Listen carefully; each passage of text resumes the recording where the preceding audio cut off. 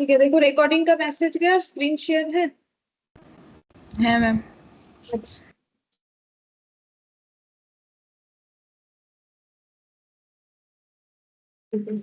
अच्छा देखो हम लोग का वैसे मटेरियल कंप्लीट हो गया है, लेकिन इसमें जो है दो मेथड्स, जैसे कि स्टोर लेजर जो हम लोगों ने फीफो लिफो सीखा है और वेटेड एवरेज भी सीखा है, लेकिन सिंपल एवरेज एक मेथड भी होता है और एक बेस स्टॉक होता है, जिसके बारे में जो है देखोगे लिखा हुआ भी है। ठीक है, ये दो मेथड, लेकिन इसका क्वेश्चन मुझे ये दो मिला। ठीक है, तो ये दो क्वेश्चन हम करवा देते हैं, सिंपल एवरेज मेथड सिखा देते हैं और उसके साथ इसमें वेटेड एवरेज भी दिया है, लेकिन वो नहीं करेंगे क्योंकि वेटेड एवरेज तो तुम लोग को सिखा दिया। तुम लोग अगर अपने प्रैक्टिस के लिए करना चाहते हो कर सकते हो, हम आंसर बता देंगे कि क्या आंसर होगा, तुम लोग मैच कर सकते हो। और ये बेस स्टॉक वाला बता देंगे, बस ये दो बताएंगे, उसके बाद कुछ थ्योरी है वो बता देंगे। ठीक है, तो फिफ्थ नंबर वाला देखो क्या बोला है, कैसे करके हम लोग सिंपल एवरेज मेथड कर सकते हैं। ठीक है, तो यहाँ पर मेरा यहाँ होगा जगह जो है हो जाएगा लगता है।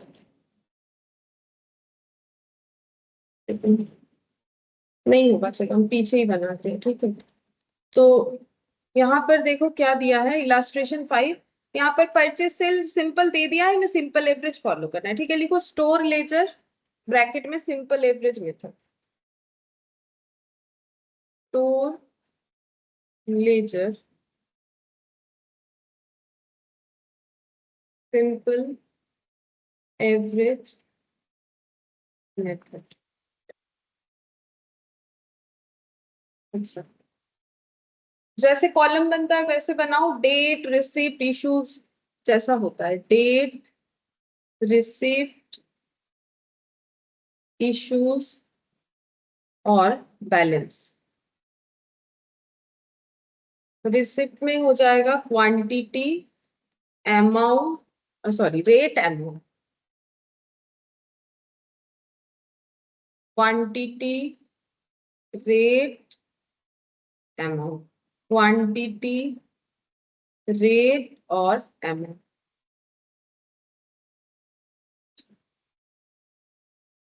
देखो क्या बोला है, 2022 दिया है, 1 मार्च जो है ये 1 तारीख ही होगा। 1 मार्च परचेज हुआ है 100 unit at the rate of 10, तो यहाँ सिंपल लिख दो 2022, हम ऊपर ही लिख रहे हैं, बार बार ईयर और नहीं लिखेंगे। 1 मार्च लिख दिया और 100 यूनिट रिसिप्ट हुआ है, क्वेश्चन में बोला है 10 रुपीज करके, तो ये हो जाएगा 1000। यहाँ पर बैलेंस में हो जाएगा 100, 10 और 1000। तो स्टार्टिंग में कुछ डिफरेंस नहीं दिखेगा, ये फीफो होता तो भी ऐसे करते, लीफो होता तो भी ऐसे करते, वेटेड एवरेज होता तो भी ऐसे करते। फिर बोला है अगेन परचेज 200, 2 मार्च को 10.2 करके। ठीक है, तो 2 मार्च को 200 परचेज हुआ है 10.20 करके, तो 10.20 इंटू 200 कितना होगा ये देख लेते हैं, 2040, 2040। और यहाँ पर कैसे लिखना पड़ेगा, एवरेज का मतलब तो हमें ये पता है कि दोनों चीजों को हमें मिक्सड अप कर देना है, जितने सारे प्रोडक्ट होंगे। तो यहाँ पर दो तरीके का, 100 + 2 कितना हो जाएगा 300। रेट में कुछ अभी लिखना नहीं है, 1000 + 2040 कितना हो जाएगा 3040। वेटेड एवरेज के तरह अभी दिख रहा है, लेकिन वेटेड एवरेज में रेट लिखते हैं, यहाँ रेट नहीं लिखा जाएगा, रेट का कॉलम खाली रहेगा, एक्सेप्ट स्टार्टिंग वाला डेट लिखेंगे हम लोग, बाकी कुछ भी रेट यहाँ पर नहीं लिखेंगे। ठीक है, अब उसका कैसे होगा वो करने से ही पता चलेगा। ठीक है, अच्छा अब ये हो गया, कुछ रेट अभी नहीं लिखना है, ये 10.20 भी नहीं लिखना है, एवरेज भी नहीं करना है। ठीक है, फिर यहाँ पर फिफ्थ को इशू हुआ है 250, जॉब नंबर कितना दे दिया है ये बताया। चलो हम लोगों ने डिटेल्स कॉलम तो बनाया नहीं, सिर्फ इशू को रिकॉर्ड कर लेते हैं। 5 मार्च को इशू हुआ है। ठीक है, अच्छा अब यहाँ पर बोल रहे हैं 250 इशू हुआ है, तो 250 मतलब कितना होगा, 300 से 250 इशू हुआ होगा। ठीक है, अब हमें ढूंढना पड़ेगा रेट क्या होगा। तो यहाँ पर रेट किस मतलब एवरेज किस चीज का होता है, एवरेज यहाँ पर रेट का भी होता है, जैसे वेटेड एवरेज में रेट का एवरेज नहीं होता। हम लोग क्या करते हैं, क्वांटिटी और अमाउंट को मिक्सड अप करते हैं, फिर अमाउंट डिवाइडेड बाय क्वांटिटी करके जो रेट आता है उसे बोलते हैं वेटेड एवरेज रेट। लेकिन यहाँ पर रेट का जो है रेट का एवरेज होगा। ठीक है, अच्छा अब देखो अगर हम लोग ये 250 इशू करेंगे तो हमारे पास कौन से दो रेट का जो है प्रोडक्ट है, मतलब रॉ मटेरियल है। और एक 10.2 वाला, ठीक है। तो दोनों का एवरेज करो, तो उसके लिए एक वर्किंग नोट बनाना पड़ेगा। मेरा इधर जगह है तो हम इधर करें, तुम लोग नेक्स्ट पेज में करो अपने कॉपी में। वर्किंग नोट नंबर 1 यहाँ पर लिखो, issue on 5th of March का है, 5th ऑफ मार्च 2022, उसका रेट निकालना पड़ेगा। तो 10 और 10.20 डिवाइडेड बाई 2 मतलब 20.20 डिवाइडेड बाई 2 यानी कि हो जाएगा 10.10, ठीक है। 10.10 तो ये रेट लगाना पड़ेगा। वहां हम लोग रेट का एवरेज नहीं करते, हम लोग पूरा क्वांटिटी और अमाउंट बाय क्वांटिटी करते हैं। यहाँ पर रेट का एवरेज होगा 10.10, यहाँ पर लिखेंगे 10.10 रेट होगा। इशू रेट को एवरेज करके निकालना पड़ेगा, ठीक है। तो 250 इंटू 10.1 25, ठीक है, ये आ गया। अच्छा, अब यहाँ पर बैलेंस लिखो, क्वांटिटी जैसे डिडक्ट करके लिखते हैं, अब डिडक्ट हो जाएगा। 300 से 250 चला गया तो कितना बचेगा 50, और अमाउंट भी माइनस करके देख लो, 3040 माइनस 2525 515। अच्छा हो गया, यहाँ रेट नहीं लिखना है, ठीक है, कंप्लीट ये वाला। फिर यहाँ पर 7th को परचेज हुआ है 10.5 करके 200 यूनिट, 200 यूनिट, ठीक है, 10.50, तो ये कितना हो जाएगा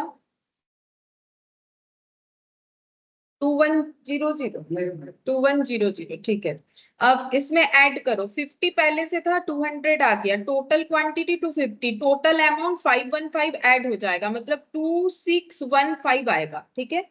अच्छा, अब नेक्स्ट देखो, इसके बाद यहाँ पर 10th को फिर से परचेस हुआ है 10.8 300 यूनिट। 7th के बाद फिर 10th को परचेस हुआ है 200 यूनिट, सॉरी 300 यूनिट 10.80 करके, कितना आएगा 3240, ठीक है। अच्छा, अब 250 पहले से था, 300 आ गया तो कितना हो गया 550।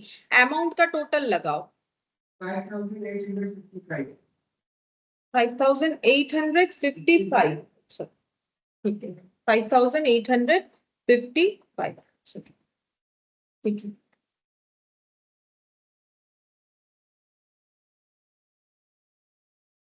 नेक्स्ट देखते हैं, ये वाला हो गया। ये हम लोगों ने कौन सा लिखा 10th वाला। अच्छा, 13 को इशू करना है 200 यूनिट, ठीक है, 13 को इशू करना है 200 यूनिट, तो यहाँ पर लिखो 13 को इशू करना है 200 यूनिट, ठीक है। तो हम लोग कर पाएंगे, हमारे पास 550 है, वहां से 200 यूनिट इशू कर पाएंगे, लेकिन रेट क्या लिखे, यहाँ पर रेट अलग तरीके से डिसाइड होगा। अच्छा, अब सिंपल एवरेज में ना हमें फीफो को भी साथ ही साथ फॉलो करना पड़ेगा। हम बताते हैं कैसे होगा। यहाँ पर सेम वर्किंग नोट नंबर 2 बोल के लिखो, इशू ऑन, डेट कौन सा है ये वाला जिसपे हम लोग बना रहे हैं 13th ऑफ मार्च, ठीक है, 13th ऑफ मार्च 2022, ठीक है। अब हमें कैसे रेट कैलकुलेट करना है वो समझो। देखो यहाँ पर हम लोग के पास सबसे पहले 100 यूनिट था, फिर कितना आया 200 यूनिट, ठीक है। अच्छा, फिर हम लोगों ने इशू कितना किया 250 यूनिट। अब हमें इसे फीफो के तरह सोचना है, तो फीफो के तरह अगर सोचेंगे तो बोलो ये फर्स्ट लॉट खाली हो गया था फर्स्ट टाइम इशू पे, हाँ ये देखो 100 पूरा खाली हो गया था, मतलब ये 10 रेट वाला स्टॉक हमारे पास से क्या हो चुका है आउट, ठीक है। 200 से भी थोड़ा बहुत गया था 50, तो बचा कितना था 150, 150 हो रहा है ना, तो नहीं 50 माइनस होगा, हाँ 150, 250 इशू किए 100 नॉट खाली हुआ है 200 में 150 ना घटाएंगे, हाँ 150, तो यहाँ पर 50 बचेगा, हाँ 50 बचेगा, ठीक है। इसमें से 50 बचा हुआ, ये 50 कौन से रेट का था 10.20, मतलब 50 10.20 का बचा आफ्टर फर्स्ट इशू, ठीक है। ये फर्स्ट इशू था। उसके बाद देखो परचेज ही हुआ, ये सेकंड इशू चल रहा है। जितना वर्किंग नोट बनेगा सब इशू का बनेगा, तो पहला वर्किंग नोट बन गया था तो उसपे ये वाला बचा हुआ था, और नया हम लोगों ने खरीदा 200 और 300, देखो 10.5 और 10. 80 करके। अब अगर हम लोग फिर इशू कर रहे हैं तो हमें क्या करना है, हमें तो ये 550 से ही देखना है। देखो ना, ये तो 550 हो रहा है ना इसी बेसिस पे, लेकिन रेट कैसे लोगे, तो रेट ये तीनों का एवरेज होगा, ये 10 और नहीं आएगा क्योंकि 10 कंप्लीट हो चुका है, हमें ऐसा मानना पड़ेगा। मतलब सिंपल एवरेज में ऑटोमेटिकली फीफो का कंसेप्ट आ जाएगा, ठीक है, जब रेट का एवरेज करोगे। तो ये 10 क्योंकि खत्म हो गया, अगर नहीं होता तो फिर ये 10 भी लेते। तो अभी हमें 3 रेट का एवरेज करना पड़ेगा जो बचा हुआ है, 10.2, 10.5, 10.8, इनका एवरेज करना पड़ेगा। फीफो लिख के दिखाना जरूरी नहीं होता है, अपने हिसाब से कर सकते हो। साइड में एक जो है वर्किंग बना के, अगर लिखना जरूरी लगता है कि नहीं समझ में आएगा वहां से, तो लिख सकते। 10.8 और यहाँ पर 3 हो जाएगा क्योंकि 3 आइटम है। अब देख लो कितना आ रहा है, तो ये आ रहा है 10.50 और टोटल कितना आया था, 31.5 आया होगा, 10.50, ठीक है। अब ये इशू रेट लगा दो यहाँ पर 10.50, तो यहाँ पर 200 इंटू 10.5 कितना हो जाएगा, 2100 होगा। अच्छा, 550 से 200 चला गया 150, इशू 1 माइनस, ओ अच्छा 350, 350। अच्छा, अब यहाँ पर कितना बचेगा, माइनस होगा तो 3755, ठीक है। अच्छा, अब नेक्स्ट देखते हैं 13th के बाद 18th, issue 200, 18th of March issue हुआ है, फिर से इशू दे दिया है, इशू हुआ है फिर से 200, फिर से हमें वर्किंग नोट बनाना पड़ेगा। क्या हम लोग 200 दे सकते हैं? हाँ दे सकते हैं, 350 से 200 दे सकते हैं, ठीक है। यहाँ पर लिखते हैं working note number 3, issue on, date क्या था, 18th ऑफ मार्च 2022। अब फिर से देखना पड़ेगा हमारे पास कौन कौन से रेट का स्टॉक पड़ा हुआ है, ठीक है। तो इसीलिए अगर हम लोग यहाँ पर बना लेते हैं ना उस डेटा को, तो सही रहेगा। देखो सबसे पहले हम लोग के पास था 100, कितना, 10 रुपीज वाला, ये देखो ये बना लो तो फिर बार बार चेक करने में दिक्कत नहीं होगा। 100 10 रुपीज वाला था, उसके बाद कितना आया 200, कितना करके आया 10.20, ठीक है। अच्छा, अब यहाँ पर जब इशू करना स्टार्ट हुआ, सबसे पहले कितना इशू हुआ, 250 इशू हुआ है, तो ये 100 पूरा खाली हो गया, ये कंप्लीट हो गया। 200 में से कितना बचा था 50, फर्स्ट इशू के वक्त, ठीक है। तो यहाँ पर फिर कितना बचा, 50 बचा, ठीक है। और उसके बाद हम लोगों ने कितना कितना परचेज किया, 200 200 300, रेट क्या था 10.5 और 10.8, फिर इशू कितना हुआ, इशू 200 का।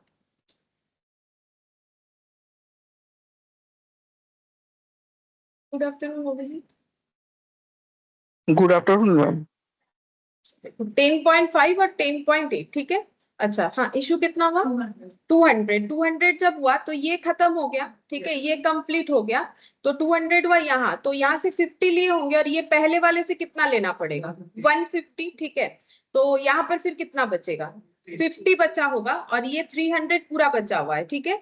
अच्छा, तो इसका मतलब हमारे पास कौन कौन सा रेट का है, 10, ये 10 खत्म, 10.2 भी खत्म, कौन सा है 10.5 बचा हुआ है, 10.8 है, और कुछ लिया था हम लोगों नहीं। तो अब इसका ऐड बाय 2 करना पड़ेगा, दो डेटा है।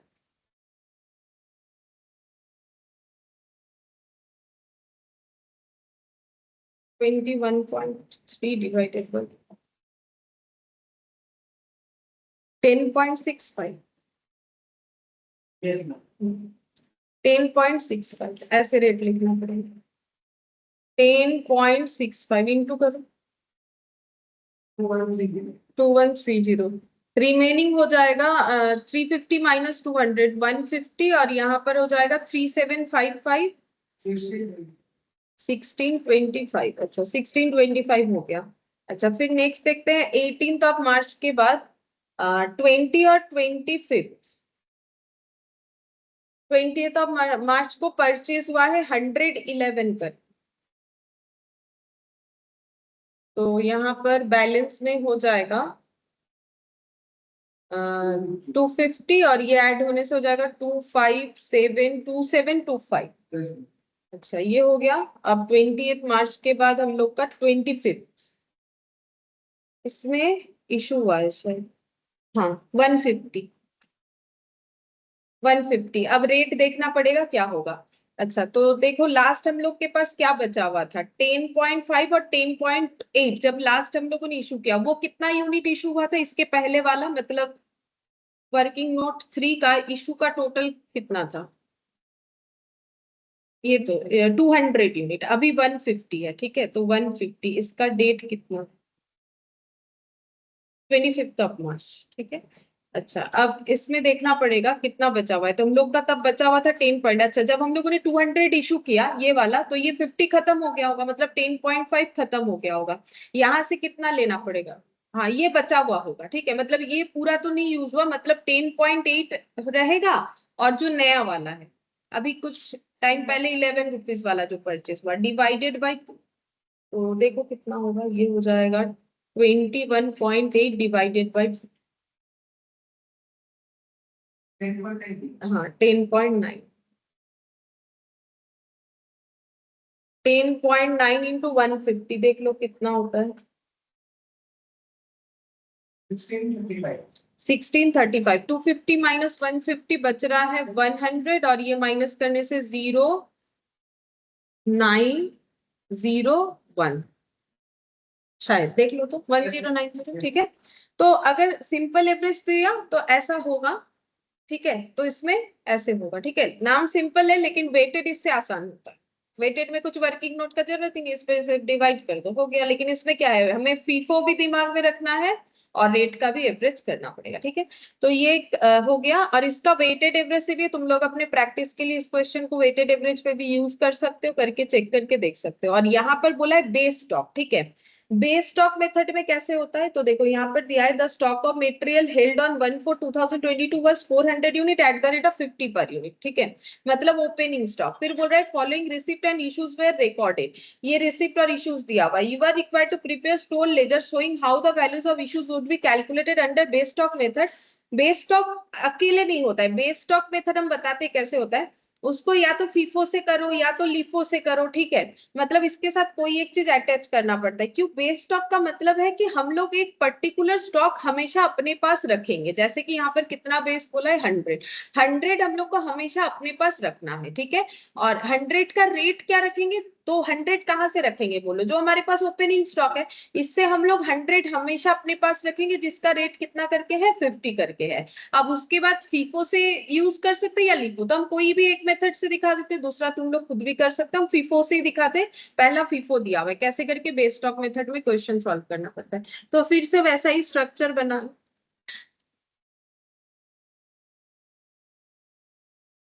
Date receipt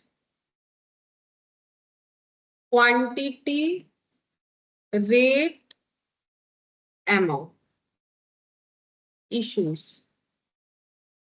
quantity rate amount balance quantity rate amount ठीक है अच्छा अब इसमें मैंने ऊपर लिखा नहीं है ऊपर तुम लोग को लिख लेना है store laser under base stock through FIFO ये जब लीफो करोगे थ्रू लीफो ठीक है ऐसे लिख लेना है अच्छा अब देखो सबसे पहले परचेज हुआ है लेकिन हम लोग हमेशा पहले बेस स्टॉक को अपना दिखाएंगे देखो ये 1/4/2022 में हमारे पास ओपनिंग स्टॉक कितना है 400 लेकिन इसे 400 नहीं दिखा सकते इसको हम लोग को 100 और बाकी दिखाना पड़ेगा क्योंकि हमें 100 का स्टॉक ऑलवेज अलग से दिखाना है क्योंकि वो मेरा बेस है वो हम लोग हमेशा अपने पास रखेंगे उसका यूज नहीं करेंगे ठीक है तो 2022 1/4 ओपनिंग वाला हो गया तो ओपनिंग बैलेंस कहाँ लिखा जाता है वहीं पर लिखेंगे बैलेंस में ही लिखेंगे लेकिन 400 नहीं लिखेंगे 100 अलग लिखेंगे 300 अलग लिखेंगे रेट अपना जैसा है वैसा रह जाएगा तो ये हो जाएगा 5000 और ये हो जाएगा 1500 ऐसे नहीं 15,000 हाँ 15,000 ऐसे होगा ठीक है अच्छा 1/4 हो गया इसके बाद 6/4 इसमें देखो बोल रहा है इशू हुआ है 400 यूनिट अब ओ अच्छा 2/4 हाँ परचेज लिखो मैंने गलत लिख दिया 2/4 परचेज लिखो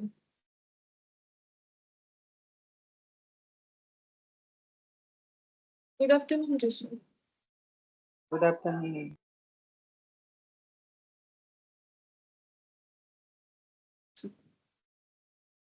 24 था ना, ठीक है। 24 को परचेज हुआ है 100 यूनिट, तो 100 यहाँ पर लिखो, रेट कितना हो जाएगा जो दिया हुआ है 55, ठीक है। तो 100 इंटू 55 5500 हो गया, ठीक है।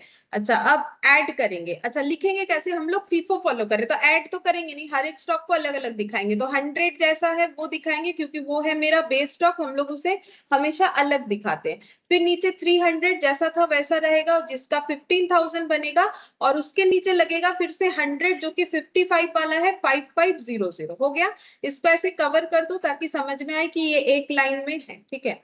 मैंने तो कर दिया क्योंकि इधर उधर हो जाता है, नहीं समझ में आता है।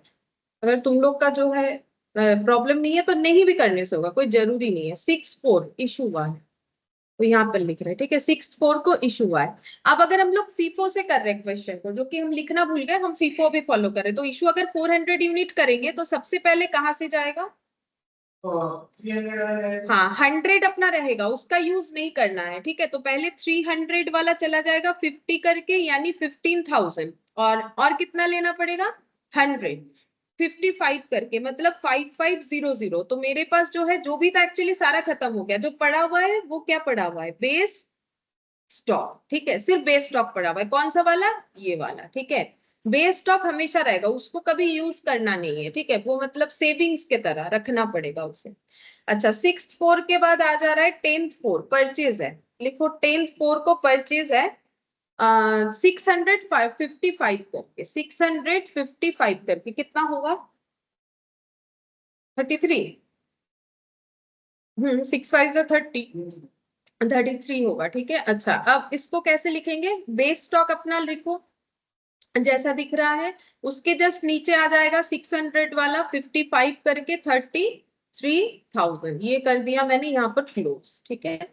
ऐसे करके लाइन लगा दिया। 10th के बाद हम लोगों का 13 को हुआ है इशू 400 यूनिट, ठीक है। 13 अप्रैल इशू हुआ है 400 यूनिट। अच्छा इशू को कैसे दिखाएंगे, तो मैंने यहाँ पर भी गैप दिखा दिया, 100 नहीं होगा, ठीक है। 600 से जाएगा, कितना जाएगा 400, तो 455 करके कितना हो रहा है 22,000। अच्छा अब बचेगा क्या बैलेंस में, 100 तो बचा हुआ रहेगा ही, वो हमेशा रहेगा, 50 करके 5,000, और यहाँ 400 तो है, ये 200 बचेगा, 600 से 200 बचेगा, 55 करके 11,000 होगा, 11,000। अच्छा ये हो गया 13th अप्रैल। चलो नेक्स्ट देखते हैं। 13 के बाद 20th April परचेस 565 करके 20 वो दोनों को जोड़ के नहीं दिखा सकते, जोड़ के लिखोगे तो फिर लॉट कैसे दिखाओगे फीफो में, केवल अमाउंट को जोड़ के नहीं दिखा सकते, इसको हाँ दिखा सकते, दिक्कत नहीं है। दिक्कत तो नहीं है, लेकिन ये रहने से क्या होता है, जब लिखोगे फिर से कैलकुलेट नहीं करना पड़ेगा, मतलब यहाँ से देख देख के लिख देंगे ना। अगर मेरा इंडिविजुअल रहेगा तो देख के लिख देंगे, अगर इसको पे करके दिखाया जाए, हाँ इसको तुम टोटल कर दोगे तो कर सकते हो, इधर अमाउंट कॉलम में टोटल करने का कोई रेस्ट्रिक्शन नहीं है, लेकिन प्रॉब्लम क्या होगा, ये यहाँ से देख के लिख रहा है, फिर तो तुम कैलकुलेट करोगे, इसमें टाइम ज्यादा जाएगा। तो आप ऐसे ब्रैकेट इसके बाहर लिख रहे हो, ब्रैकेट सबसे लगा सकते हैं, लगाने लगाओ नहीं लगाओ ऑप्शनल, ठीक है। हम ऐसे लिखते हैं क्योंकि मेरा क्या होता है, मुझे देखने में दिक्कत हो जाता है, ठीक है, कि इसके साथ वो मेरा पेज इधर उधर होता है ना, तुम लोग को नहीं प्रॉब्लम होगा, मेरा वो आगे पीछे हो जाता है ना, मुझे नहीं दिखता, इसलिए हम कवर कर लेते। 20th April परचेस 565 कर, 13 के बाद नहीं 20 नहीं, ये वाला 20 परचेस 565 करके कितना होगा 565 32,500। अच्छा तो 100 200 ये तो था ही पहले से, और एक आ गया 500 50 55 और 65 इंडिविजुअली लिखा हुआ रहेगा, तो जस्ट देख देख के कॉपी पेस्ट कर देंगे। ये रहा 5,000 11,000 32,500, हमें और दोबारा कैलकुलेशन नहीं करना पड़ेगा। ये हो गया, ठीक है। 20th April के बाद 25th April issued 600 unit, issue हुआ है 600 यूनिट। अब कहां से लेंगे, पहले 200 लेंगे 55 वाला, अच्छा 600 लेना है, तो यहाँ से 200 चला गया, और कितना लेना पड़ेगा 400 465 करके 465 कितना होगा?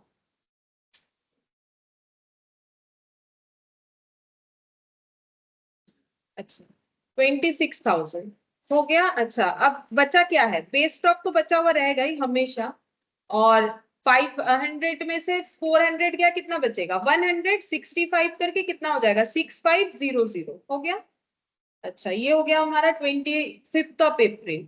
अच्छा उसके बाद 10 परचेज 870 करके, 870 तो 56,000 होगा, 56,000 होगा। हाँ और यहाँ पर अब एक एक करके लिखना पड़ेगा। 100, उसके बाद फिर से 100 और नीचे 800। एक पहला वाला 50, उसके बाद 65 रेट, उसके बाद 70 रेट। अमाउंट पहला 5,000, नेक्स्ट 6500, उसके बाद 56,000 हो गया। 3 लॉट बचा। ठीक है। अच्छा अब मेरा तो यहाँ जगह नहीं, मुझे पीछे करना पड़ेगा। ठीक है। अच्छा 10 मई के बाद 12 मई इशू हुआ है 500 यूनिट। करो 12 मई इशू हुआ है। ठीक है तो ये डेट तुम लोग अपना करो करो। Receipt, quantity, rate, amount.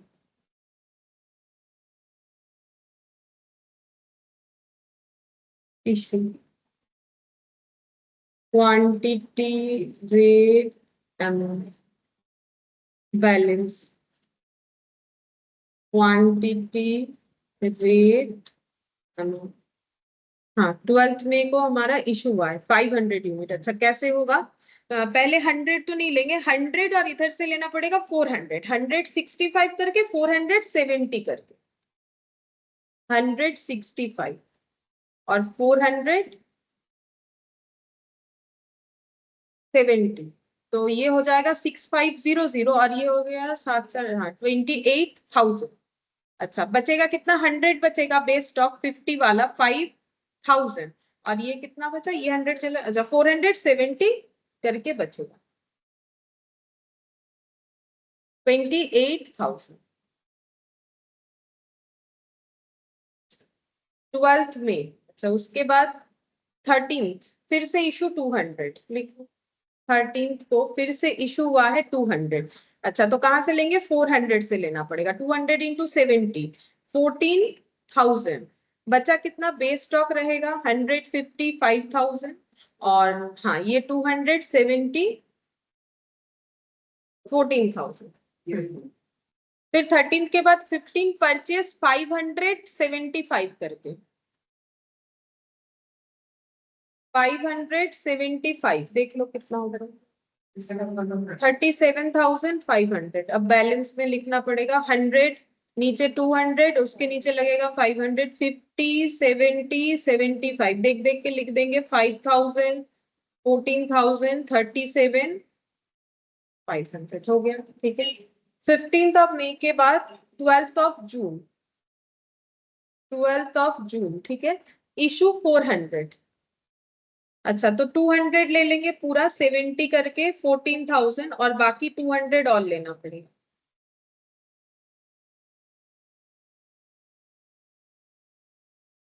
Good afternoon.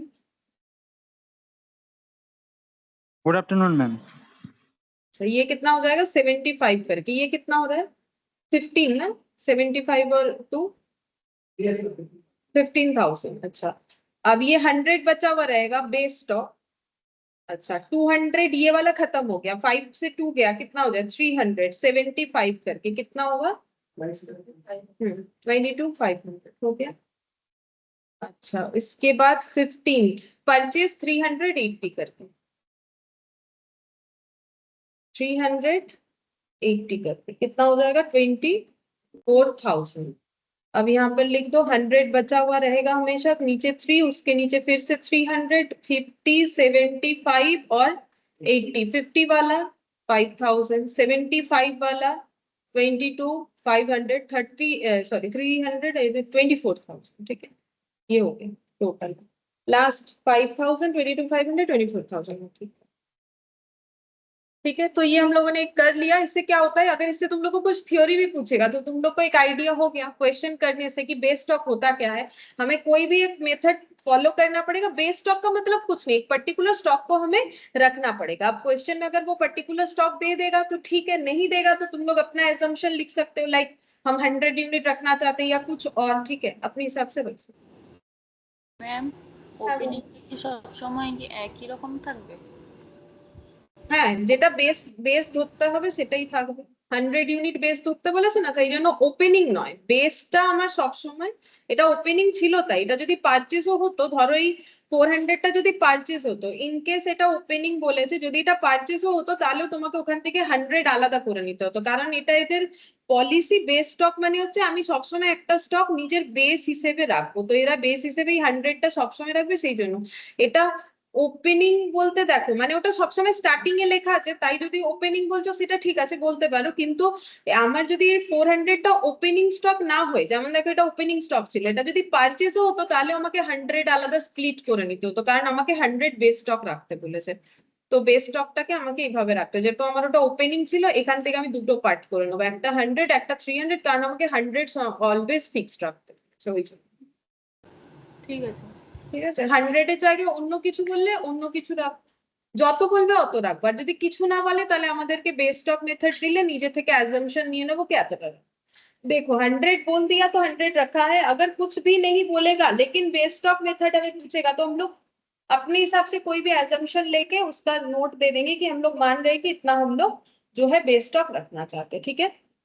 अच्छा, ये दो मेथड्स बाकी था, ये हम लोगों ने कर लिया, बाकी क्वेश्चन तो हम लोगों ने वहां सारा ही कर लिया था। अब देखो यहाँ पर हमें कुछ जो है थ्योरी पढ़ लेना है, जिससे हमें कभी कभी क्वेश्चंस पूछ ही लेता है, ठीक है। जैसे कि सबसे पहले लिखो,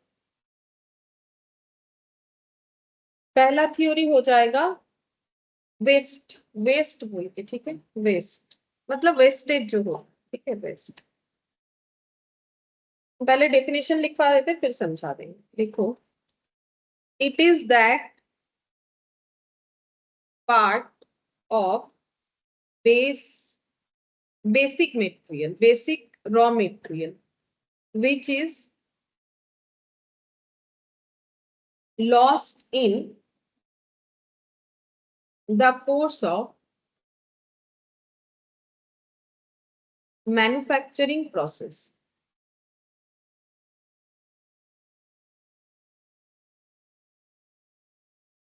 and does not have any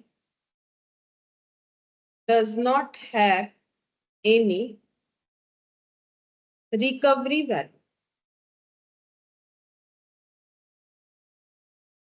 normal loss natural way में होता है, और एबनॉर्मल लॉस जो है वो लिखो चार्ज टू पीएल। मैंने थोड़ा शॉर्टकट में लिखा दिया, हम समझा देते हैं, बोल रहे। अच्छा, देखो वेस्ट का मतलब क्या होता है, जैसे कि देखो अगर कोई लेदर इंडस्ट्री देखोगे, ठीक है, लेदर का जो है शूज वगैरह जब बनता है तो क्या होता है ना, पहले नीचे का जो सोल बनता है, ठीक है, उसके लिए कटिंग करना पड़ता है। जैसे मान लो ऐसे करके जो है शेप बनेगा, ठीक है, ऐसे करके शेप बनेगा, तो अलग अलग साइज का जो है शूज, जूता, चप्पल, जो भी बोलो, अलग अलग साइज होता है। बच्चों का छोटा होता है 4, 5, 7 इस तरीके का साइज बनता है, ठीक है। तो पहले क्या किया जाता है, जो भी मेटेरियल का बेस बनेगा उस मेटेरियल का एक स्क्वायर पीस होता है या रेक्टेंगल पीस होता है, फिर उस पे पॉइंट करके उसको काट दिया जाता है मशीन से। पहले तो हाथ से होता था, उसको काट दिया जाता है, तो उससे क्या निकल के आ गया, ये साइज निकल के आ गया। तो अब ये खाली ऐसे दिखेगा, ये देखो ये खाली ऐसे दिखेगा, दिखेगा कि नहीं, मतलब इधर वाला पोर्शन चला गया, ये दोनों क्या हो जाएगा, अलग अलग स्प्लिट होके ऐसा आधा आधा टुकड़ा रहेगा, या अगर जुड़ा हुआ है तो ऐसे जुड़ा हुआ रह सकता है।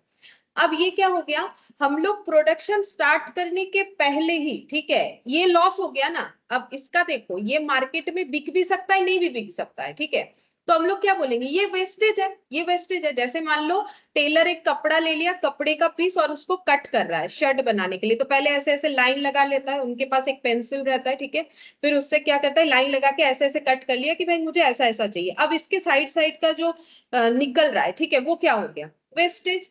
तो वही बोल रहा है, मतलब ये क्या हो रहा है, देखो अभी हम लोग जो भी पढ़ेंगे ना, तुम लोग को पढ़ने से लगेगा सिमिलर है, वेस्टेज, स्पॉइलेज सब सिमिलर है, लेकिन नॉर्मल बोलोगे तो सिमिलर है, अभी किसी को बोलने जाओगे वेस्टेज बोलो स्पॉइलेज बोलो उसमें कोई फर्क नहीं होता है इंग्लिश टर्म में, लेकिन कॉस्ट में इसका फर्क है, इसीलिए करना है हम लोग को, ठीक है।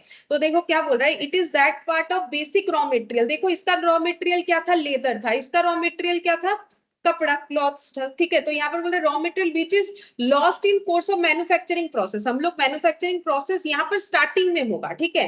मैन्युफैक्चरिंग करने के बाद ये लॉस नहीं हो रहा है, जब हम लोग इनपुट दे रहे हैं मटेरियल का तभी हमारा क्या निकल के आ रहा है, लॉस निकल के आ रहा है। And does not have any recovery value, इसका नॉर्मली कोई रिकवरी वैल्यू नहीं होता है। अब हो भी सकता है, अब ऐसा हम लोग गारंटी के साथ नहीं बोलेंगे कि बिकेगा ही नहीं। अब मान लो ये जो कटिंग जो नीचे निकला, हो सकता है कोई इसे खरीदता हो, ठीक है। अगर किसी का जैसे हम लोग प्लास्टिक बॉटल्स मान लो फेंक देते हैं, तो हमारे लिए वो कोई जरूरत का चीज नहीं है, लेकिन जो लोग मतलब इसको जो लोग मतलब उसको उठा के लेके जाता है, फिर उसके बाद फैक्ट्री में ही तो देता है उसको, फिर से पीस पास के उसको क्या कर, फिर से रॉ मटेरियल बना दिया जाता है, फिर से उसका यूज होता है। अब किसी किसी चीज का देखो बिल्कुल कोई यूज नहीं होता है, मतलब बेकार है वो, कोई मतलब फ्री में भी नहीं लेगा। अगर ऐसा वेस्ट होता है तो जिसका कोई रिकवरी वैल्यू नहीं है, तो उसे हम लोग क्या बोलते हैं, वेस्ट बोलते हैं। लेकिन अभी थोड़ी देर बाद ये भी पढ़ेंगे, अगर मान लो ये वेस्टेज मार्केट में सेलेबल है, वो तो डिपेंड करता है कि मार्केट क्या बोल रहा है। मार्केट में अगर ये कटिंग कपड़ा ले लेगा साइड का तो फिर ये बिकेगा, लेकिन कम में बिकेगा, तो फिर वही वेस्ट मेरा स्क्रैप हो जाएगा। बात समझ में आ रहा है कि अगर मेरा जो रिजेक्ट नहीं बोलेंगे, फिर रिजेक्ट का अलग मतलब हो जाएगा, यहाँ पर पढ़ेंगे। ये जो साइड का चीज मेरा निकल के आया इनपुट देते वक्त, अगर ये मार्केट में बिकेगा फिर वो वेस्ट नहीं रहेगा, वो क्या हो जाएगा, स्क्रैप। लेकिन मान लो कि वो मार्केट में अगर नहीं बिकता है, मान लो ये लेदर का कोई डिमांड नहीं है, ये नहीं बिकता है, अगर बिकेगा भी तो इसको रिप्रोसेस मतलब फिर से इसको लिक्विड बनाया जाएगा, फिर से ऐसे बड़ा बड़ा मतलब ये बनाया जाएगा जो मतलब रेक्टेंगल पीसेस, तब जाके वो बिकेगा। तो वो फिर वेस्ट नहीं होगा, ठीक है। फिर वो अलग रिप्रोसेस करके अगर बिकेगा फिर वो वेस्ट नहीं, वेस्ट का मतलब हम इसे एज इट इज, हाँ मतलब एज इट इज नहीं बेच पा रहे, मेरा जो कटिंग करके निकला उसे अगर एज इट इज नहीं बेच पा रहे तो वो पूरा मेरा क्या हो गया, वेस्ट। अगर मुझे जीरो रियलाइजेबल वैल्यू दे रहा, और अगर मुझे कुछ रियलाइजेबल वैल्यू दे देगा, तो वही वेस्ट आगे जाके मेरा क्या हो जाएगा, स्क्रैप हो जाएगा, ठीक है। तो ये देखो, it is that part of basic raw material which is lost in the course of manufacturing process and does not have any recovery value. अब नॉर्मल लॉस क्या होता है, नेचुरली, जैसे देखो अगर मुझे शूज बनाने हैं तो ऐसे ही कटिंग करना पड़ेगा, अब हम इस लॉस को कभी भी रोक नहीं सकते हैं, ठीक है। तो ये मेरा क्या हो गया, नेचुरल तरीके से। तो इस लॉस को हम अपने प्रोडक्ट के कॉस्ट में क्या कर सकते हैं, ऐड कर सकते हैं। तो इसको हम लोग क्या लिखेंगे, charge to cost of product, ठीक है। ये तो देखो हम बार बार बताते हैं, ये तुम लोग को अब याद खुद से रख लेना चाहिए। जो नॉर्मल चीज है वो हम लोग कस्टमर से रिकवर करेंगे, कस्टमर से रिकवर करने का मतलब प्रोडक्ट के कॉस्ट में ऐड करना, ठीक है। ये हम बार बार और क्या बताएंगे बोलो। और एबनॉर्मल लॉस होगा तो फिर क्या करना पड़ेगा, चार्ज टू क्लीन, ठीक है। अब ये हो गया वेस्ट का मतलब। अब देखो नेक्स्ट हम लोग पढ़ेंगे कि स्क्रैप का मतलब क्या होता है। देखो अब स्क्रैप के बारे में कॉस्ट हमें क्या बताता है कि स्क्रैप का क्या डेफिनेशन है। स्क्रैप का लिखो, scrap is identical residue,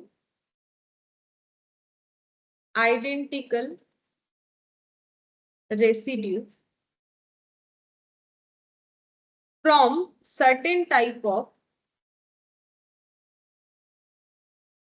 certain type of manufacturing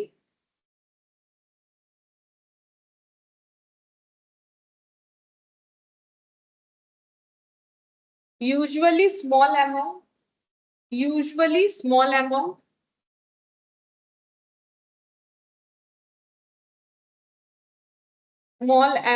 low value, recoverable without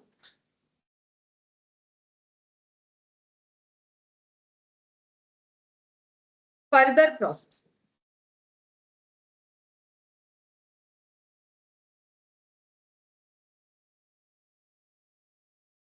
फिर यहां पर एक लाइन ऐड कर दो, waste become scrap when it is saleable, ठीक है। जो पॉइंट अभी मैंने समझाया उसको मैंने यहाँ ऐड कर दिया, चाहो तो वहां भी ऐड कर सकते हो, उस डेफिनेशन में भी ये बात लगा सकते हो। अब देखो स्क्रैप क्या हो रहा है, लिखो। अच्छा नॉर्मल और एबनॉर्मल स्क्रैप भी लिख लो साथ ही साथ। Normal scrap after sale recovery value, ma'am এটা কি স্মল অ্যামাউন্ট লিখেছি? হ্যাঁ small amount, small amount. After sale, recovery value used to reduce production cost or abnormal scrap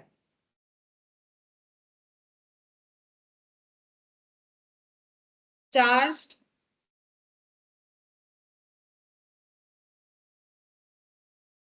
to costing PL।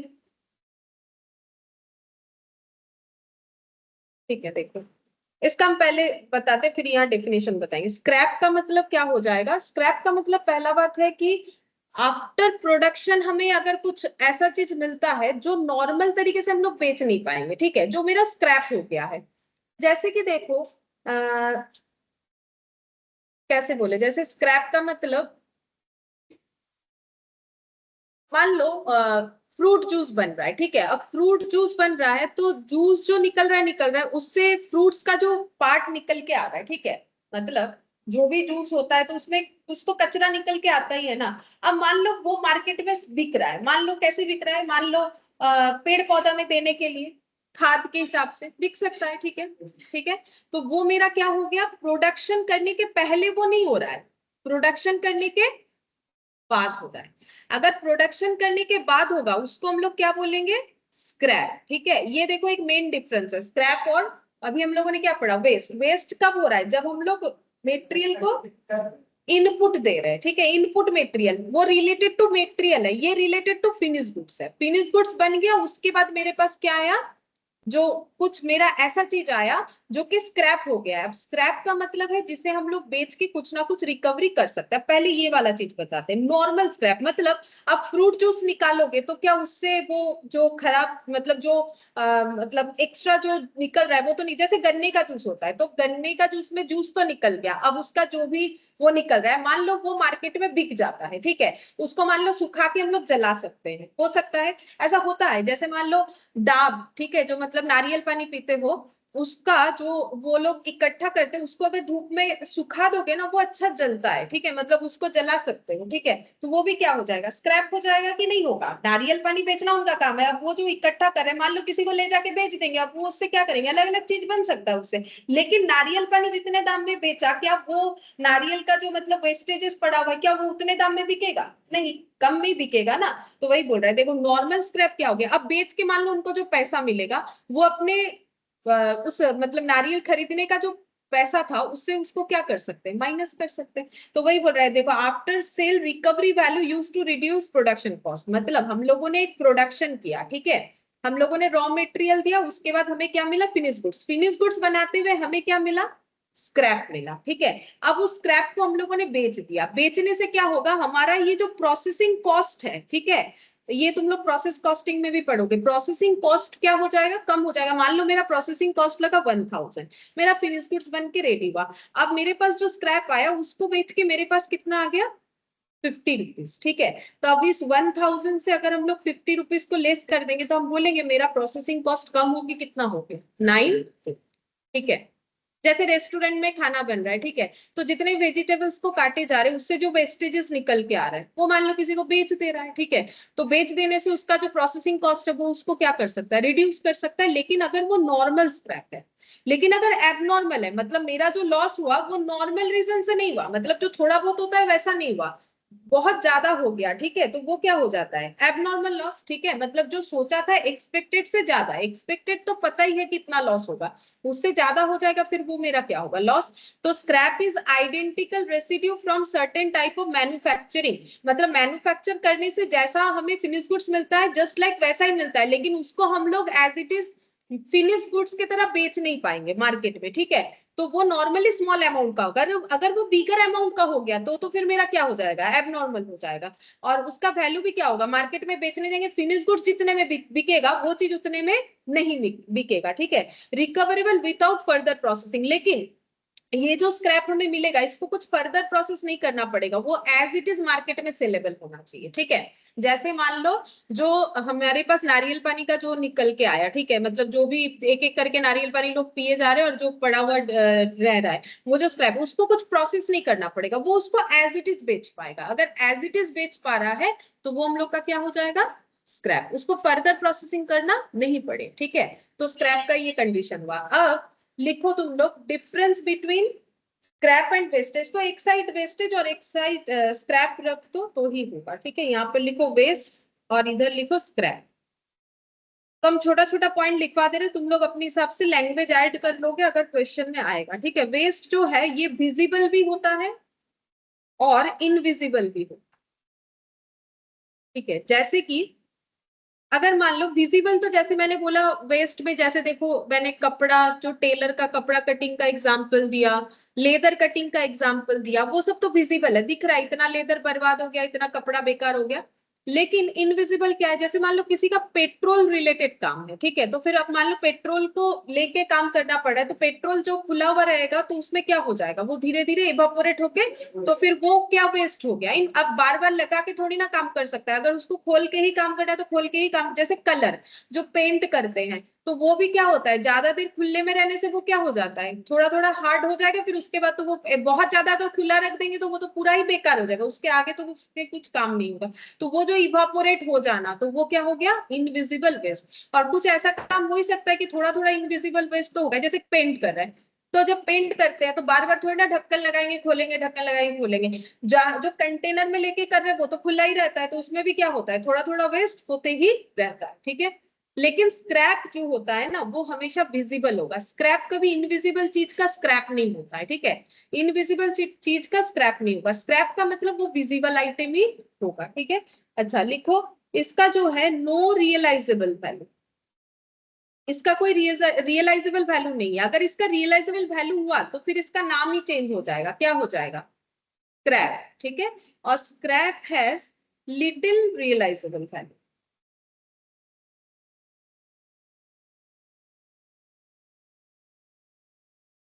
ऐसा नहीं है कि बहुत ज्यादा पैसा कमा लेंगे स्क्रैप बेच के, ऐसा नहीं होता है, थोड़ा बहुत मिलेगा, जो खर्चा है उससे थोड़ा बहुत मिलेगा, ठीक है। अच्छा फिर लिखो यहाँ पर waste arise due to nature of materials, ठीक है।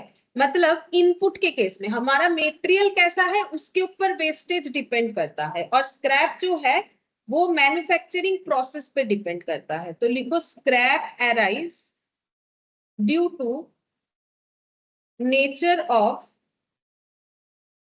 मैन्युफैक्चरिंग। हमारा मैन्युफैक्चरिंग का प्रोसेस क्या है उस पर डिपेंड करता है कि क्या स्क्रैप निकल के आएगा, लेकिन हम लोग का मटेरियल कैसा है उसके ऊपर डिपेंड करके हमारा वेस्ट जो है वो होता है। अच्छा अब लिखो इट इज, ये इधर लिखो इट इज, इसी से रिलेटेड पॉइंट है, it is connect with raw material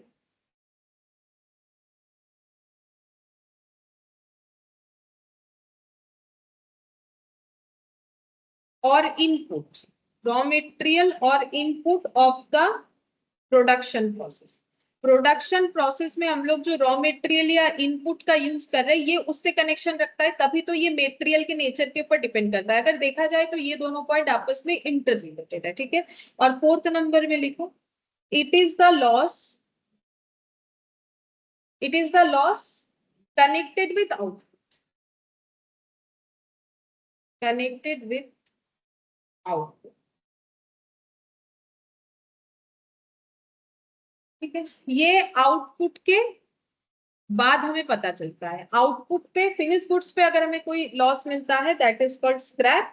और स्क्रैप का हमेशा कुछ ना कुछ रियलाइजेबल वैल्यू होगा। बाई चांस अगर स्क्रैप का रियलाइजेबल वैल्यू नहीं हुआ उसको स्क्रैप बोलेंगे नहीं, उसको हम लोग क्या बोलेंगे, वेस्ट। वेस्ट का मतलब क्या होता है, बोला बेकार चला गया, मतलब उसका कोई भी वैल्यू नहीं, ठीक है। लेकिन स्क्रैप ऐसा नहीं होता है। तो जो स्क्रैप डीलर्स होते हैं तो फिर स्क्रैप का वैल्यू है बोल के तो स्क्रैप डीलर होते हैं। स्क्रैप डीलर देखोगे जगह जगह पे स्क्रैप डीलर मिलेंगे।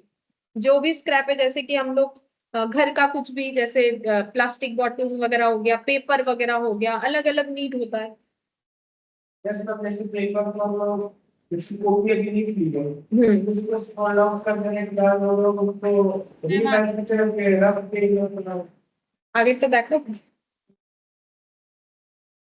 और ये भी होता है, देखो पेपर जो है ये जो ये लो होटल में भी ले लेता है, जैसे डोसा वगैरह जब देता है पैक करके तो उसमें पेपर वो लोग लगाता ही लगाता है। कुछ आइटम्स ऐसा होता है जो कि अलग अलग, जैसे पेपर का तो बहुत डिमांड, ठोंगा हुआ बनाने में पेपर का डिमांड होता है। अभी पॉलिथीन के वजह से उसका थोड़ा डिमांड कम हो गया, लेकिन अभी तो फिर से जो है यही मतलब सब चाह रहे हैं कि सब नेचुरल चीजों का ही यूज। ठीक है, इसके बाद लिखना है हमें स्पॉइलेज।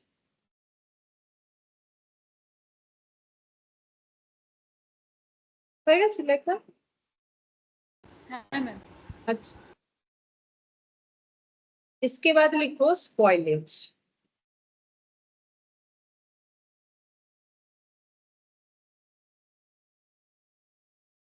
स्पॉइलेज इसमें लिखो it is that part of production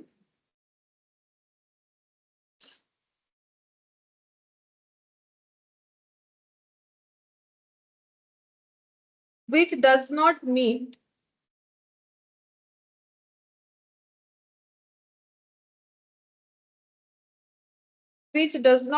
the quality standard.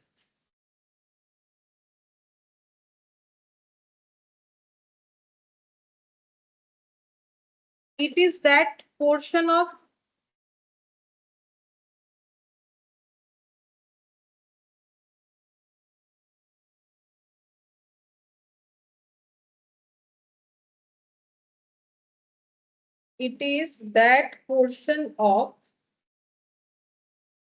processed work which has been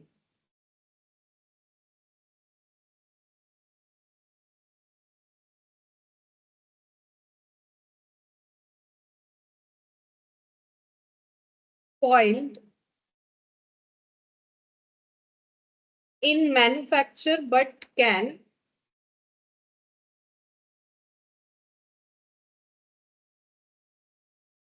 be used again as raw material or can be sold.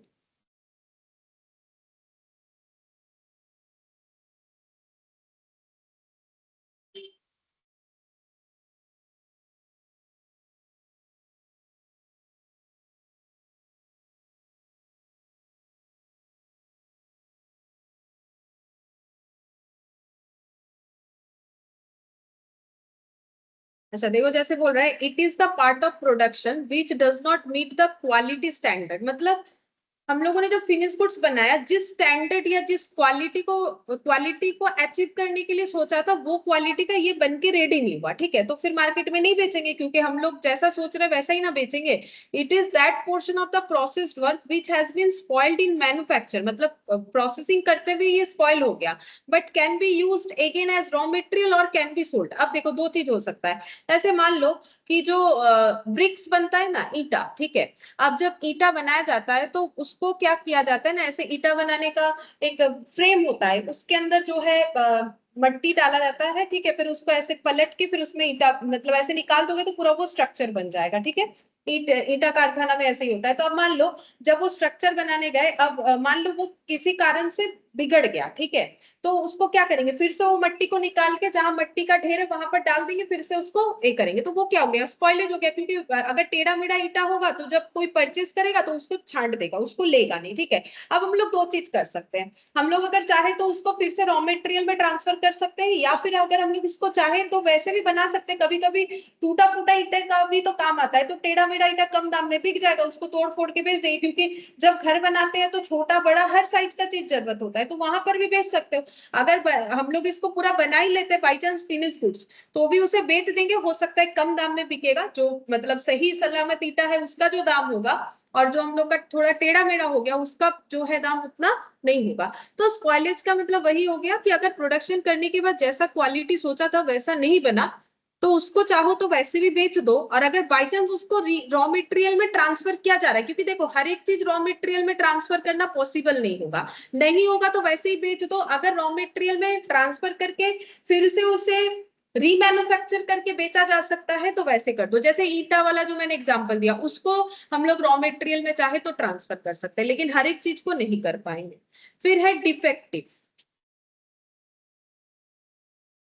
Defective का मतलब क्या होता है, देखो, this type of loss is connected with this type of loss is connected with output as well as input. Output as well as input. Defectives also are not intended. Defective also are not intended, but can be eliminated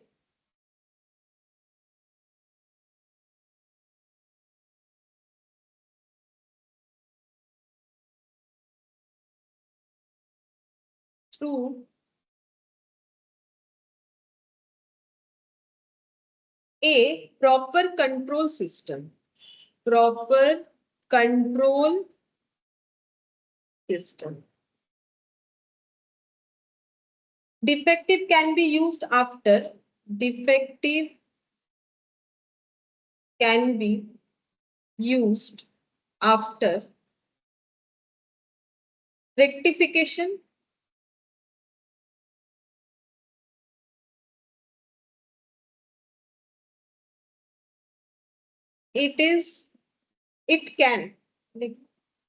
it can sold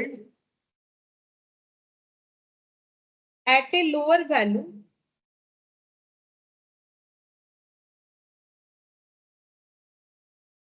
from that of the good one.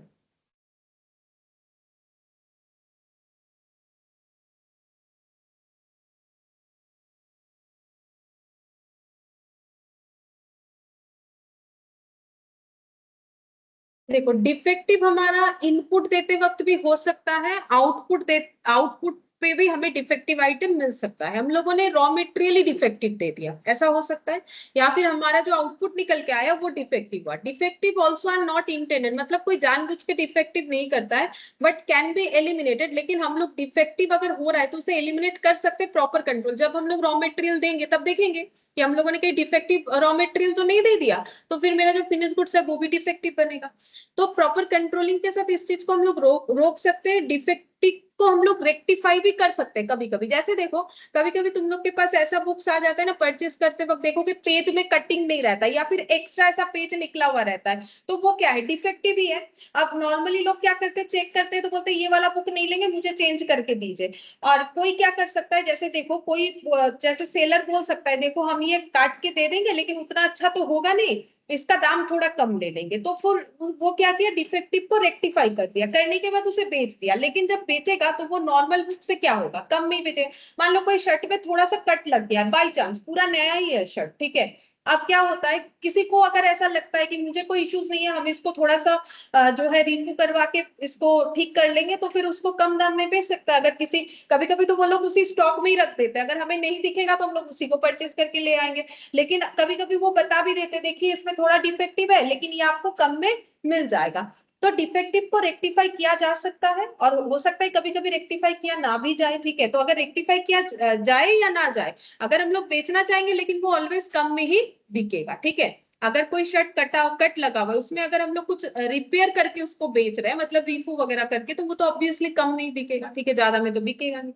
जैसे books, defective books है तो normal जो books है उसका price से defective वाला अगर उसको कट करके एज इट इज भी हो जाएगा ना, फिर भी जो परचेजर है वो बोलेगा 10 रुपए 20 रुपए कम ही ले लीजिए, क्योंकि ये वाला तो देखिए ऐसा आपका ये डिफेक्टिव है, ठीक है, नॉर्मली नहीं तो मुझे चेंज कर दीजिए। अब उसका वो बिकेगा नहीं, कम से कम 10 रुपए कम में तो बिक जाए, ठीक है।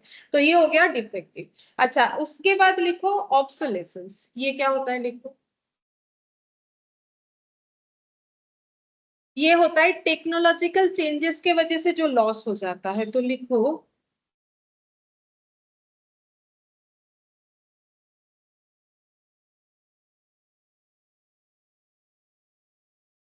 लिखो इट इज डिफाइंड एज,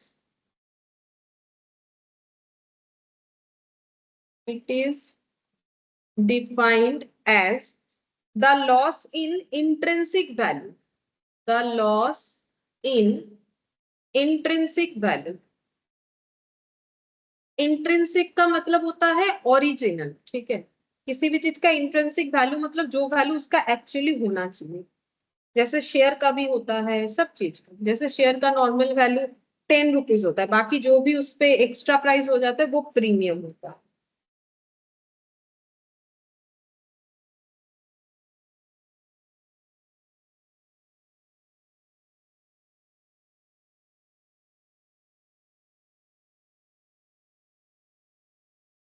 देखो मैंने लिखा है it is defined as the loss in the intrinsic value of an asset due to its technological advancement, ठीक है। फिर लिखो मेटेरियल्स में बिकम्स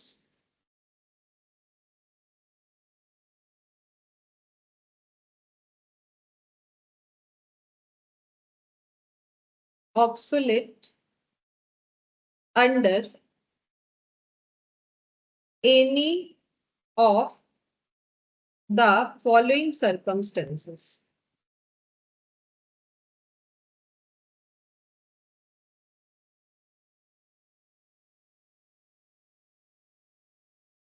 पहला, where it is a spare part or a component of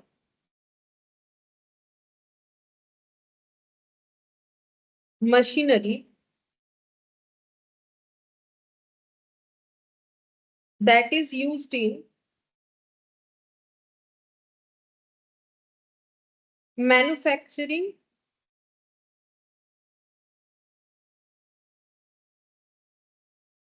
and is now obsolete।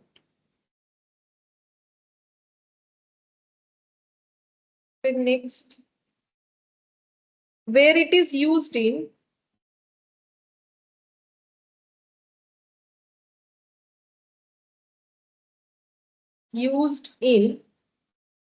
manufacturing of product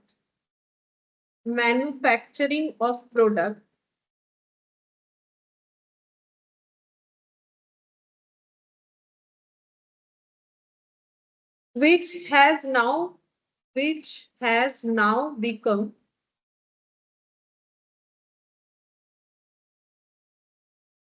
obsolete। Third number,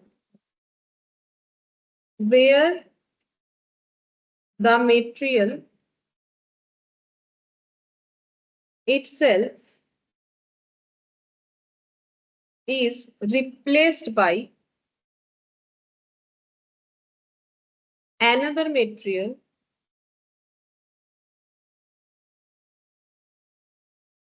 due to either improved quality or fall in price। Improved quality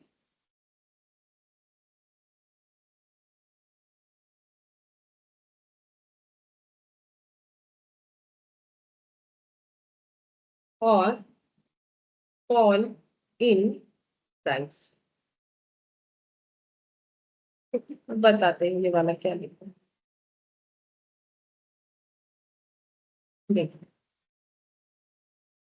ये है obsolescence, इसका मतलब होता है normal. देखो एक line पे अगर बोले कि अगर टेक्नोलॉजिकल चेंजेस हो रहा है तो मार्केट में जो भी चीज हमारा टेक्नोलॉजिकल कारण से बेकार हो जाता है उसी को बोला जाता है ऑब्सोलेसेंस। देखो it is it is defined as the loss in intrinsic value, मतलब उसका मेन वैल्यू ऑटोमेटिकली जो है वो कम हो जाएगा of an asset due to its technological advancement. ठीक है, टेक्नोलॉजिकल एडवांसमेंट की वजह से अगर हमारे किसी चीज का वैल्यू गिर जाता है तो उसको हम लोग बोलते हैं ऑब्सोलेसेंस।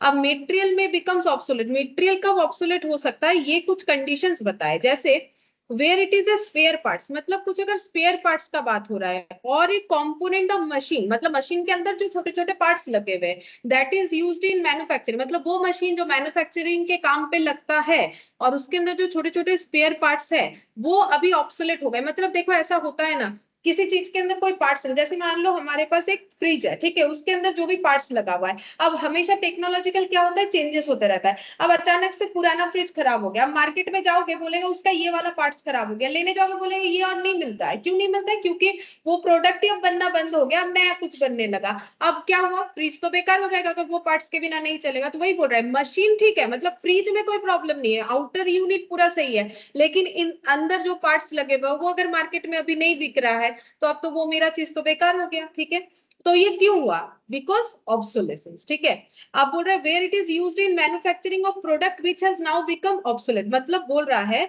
कि अगर मेटेरियल जो हम लोग यूज करे थे प्रोडक्ट को मैन्युफैक्चर करने के लिए, वो मेटेरियल ही भी बैकडेटेड हो गया है, वही चीज नहीं मिल रहा है। अब मशीन चलेगा कैसे, मान लो वो पर्टिकुलर मशीन उसी मेटेरियल के लिए बना था, अब अगर मार्केट में वो मेटेरियल ही नहीं मिल रहा है, अब मशीन का क्या काम, मशीन बेकार हो गया।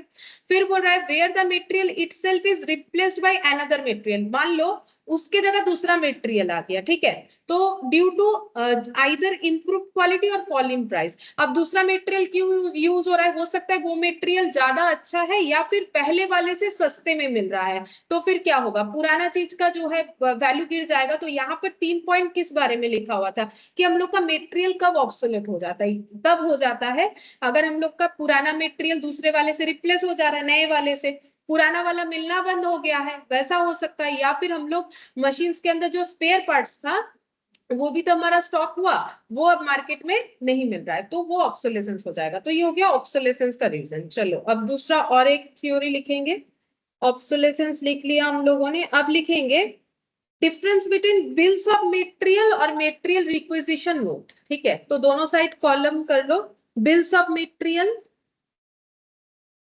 बिल्स ऑफ मटेरियल और मटेरियल रिक्विजिशन नोट, इस पे क्वेश्चन पूछता है, मटेरियल रिक्विजिशन नोट, यानी MRN, जो हम लोग स्टोर लेजर जब सीख रहे थे तो एक क्वेश्चन में हम लोगों ने ऐसे बनाया था। ठीक है, अच्छा बोलो बिल्स ऑफ मटेरियल क्या होता है, ये भी मैंने तुम लोग को बताया है और MRN भी बताया। बोलो बिल्स ऑफ मटेरियल क्या, एकदम स्टार्टिंग में पढ़ा था, what is bills of material. तो हम लोग परचेज डिपार्टमेंट को तो देते हैं, नहीं, बिल्स ऑफ मटेरियल बोलो, मैंने बताया था, लिखा हुआ होगा, एक बार कॉपी पलट के देखो, बहुत ही डिटेल्स में लिखाया हुआ है, एक लाइन में भी बोला हुआ है, एग्जाम्पल से ही बोला हुआ है, देखो कंसेप्ट, यही हम बोल रहे हैं कि जब हम बोलेंगे तो कंसेप्ट याद रखो। ये छोटा छोटा चीज पढ़ने के लिए कितना टाइम मिलेगा बोलो, हम लोगों को नहीं मिलेगा, है ना। तो ये देखो चैप्टर खत्म होने को आ रहा है, इसके बीच में कुछ हुआ नहीं लेकिन याद नहीं है, तो फिर कैसे क्वेश्चन सॉल्व होगा बोलो। Bills of material, bills of material का मतलब क्या हो गया बोलो, जो लिस्ट ऑफ, हाँ जो चीज हमें चाहिए, हम लोगों ने क्या एग्जांपल लिया था, घर पे खाना बनाना है, ठीक है, तो हम लोग जो भी डिश या आइटम बनाना चाहते हैं उसके लिए जो भी इंग्रेडिएंट्स लगेगा वही मेरा क्या होगा, बिल्स ऑफ मटेरियल। ठीक है, और मटेरियल रिक्विजिशन नोट, जो purchase department bill of material प्राप्त करने के बाद परचेज डिपार्टमेंट को देता है, हाँ बिल प्रोडक्शन को देता है, बिल ऑफ मटेरियल देने के बाद जो प्रोडक्शन डिपार्टमेंट, हाँ फिर प्रोडक्शन डिपार्टमेंट किसको देगा, हाँ तब होता है। ये देखो ये इसको दे रहा है, मतलब यहाँ पर क्या कैसे होता है, देखो देखो यहाँ पर हम साइड में बताते हैं, ये देखो जैसे मान लो ये स्टोर है, ठीक है, ये क्या है, प्रोडक्शन डिपार्टमेंट। ठीक है, इस पे तो हम लोगों ने काफी सारा बात किया था। प्रोडक्शन डिपार्टमेंट जब स्टोर डिपार्टमेंट को क्या रिक्वेस्ट भेज सकता है बोलो, रिक्वेस्ट फॉर मटेरियल। ठीक है, स्टोर को क्या करेगा, प्रोडक्शन डिपार्टमेंट को क्या चाहिए, मटेरियल चाहिए, तो मटेरियल किससे मांगेगा, स्टोर में जो है उनसे मांगेगा, ठीक है। और स्टोर डिपार्टमेंट क्या करेगा, प्रोडक्शन डिपार्टमेंट को वो मटेरियल सेंड कर देगा। तो ये क्या हो गया, मटेरियल रिक्वेस्ट वाला कंसेप्ट। ये इसने क्या किया, मटेरियल रिक्वेस्ट जनरेट किया। तो जितने नंबर का जो मतलब जो रिक्वेस्ट जनरेट होगा वो तो एक डॉक्यूमेंट होगा, उसमें जो नंबर रहेगा वही क्या हो जाएगा, मटेरियल रिक्वेजिशन नंबर। और ये वाला क्या है, बिल ऑफ मटेरियल का मतलब, अब बिल ऑफ मटेरियल का मतलब जैसे मान लो हमें फर्नीचर बनाना है, तो फर्नीचर के लिए क्या चाहिए, लकड़ी चाहिए, ठीक है। उस पे जो पिन लगता है वो चाहिए, ठीक है। और क्या चाहिए, ग्लू, हाँ फेविकॉल वगैरह ये सब चाहिए होगा। तो ये जो लिस्ट हम लोग लिस्ट डाउन कर रहे हैं वो क्या हो जाएगा, बिल्स ऑफ मटेरियल, ठीक है। अब इसका डिफरेंस देखो, अगर चीजों को याद रखोगे, डिफरेंस कितना रखोगे बोलो, अगर चीजों को याद रखोगे खुद से डिफरेंस लिख पाओगे, लेकिन पता तो होना चाहिए सही तरीके से कि बिल ऑफ मटेरियल क्या होता है। लेकिन हम लोगों ने इस पे कितना सारा डिस्कशन किया था, सोचो, ठीक है। तो लिखो, इट इज प्रिपेयर्ड बाय, कौन प्रिपेयर करता है बोलो, ये भी बताया था, लिखा हुआ है, देख के बताओ, देख के बताओ कम से कम। तब कितना कुछ बोला, एक भी पॉइंट मुझे आंसर नहीं आया किसी से भी। कितना कितना टाइम दिया मैंने ये सब में बोलूं, ताकि तुम लोग को याद रहे। It is prepared by planning, या फिर इसको और एक चीज भी बोल सकते हैं, और engineering department.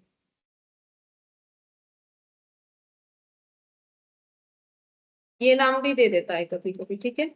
It is prepared by planning और इंजीनियरिंग डिपार्टमेंट, और ये जो है it is prepared by production और अदर कंज्यूमिंग डिपार्टमेंट। मेनली ये कौन प्रिपेयर करता है, मटेरियल रिक्विजिशन नोट बनाता है प्रोडक्शन डिपार्टमेंट, मुझे इतना मटेरियल चाहिए, या फिर जो रॉ मटेरियल को कंज्यूम करेगा वही डिपार्टमेंट बनाएगा, इसका मतलब ये हो गया, ठीक है।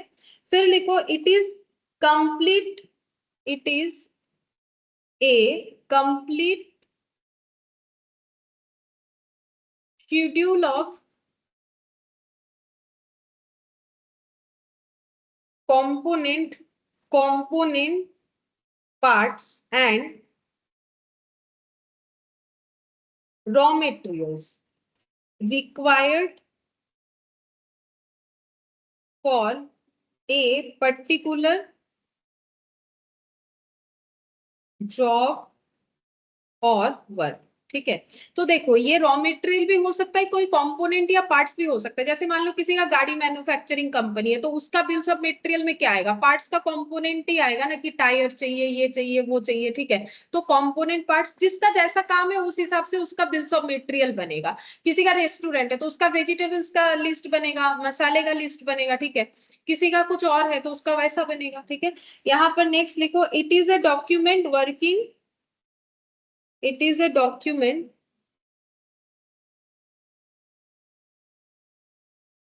अच्छा, आस्किंग लिखो, it is a document asking store keeper, ऐसे करते हैं, asking store keeper to issue materials to the consuming department, to the consuming department, ठीक है। बोल रहा है ये एक डॉक्यूमेंट है, मतलब एक रिटन डॉक्यूमेंट है, जहां पर एक्चुअली स्टोर कीपर को पूछा जाता है कि आप ये मटेरियल मुझे इशू कर पाओगे कि नहीं। कौन पूछता है, जो कंज्यूमिंग डिपार्टमेंट होगा, नॉर्मली प्रोडक्शन वाला ही होता है, तो वही प्रोडक्शन या कंज्यूमिंग जो भी बोलो, क्योंकि रॉ मटेरियल कंज्यूम कौन करेगा, प्रोडक्शन डिपार्टमेंट ही कंज्यूम करेगा। फिर लिखो, इट इज ऑफन, इधर वाला, इधर, इट इज ऑफन कर serves the purpose of a material requisition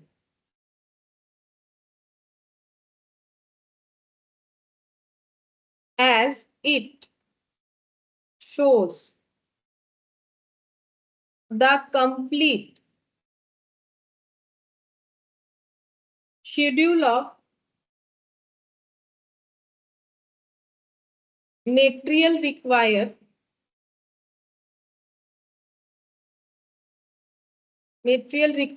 for particular job that is it can replace material requisition.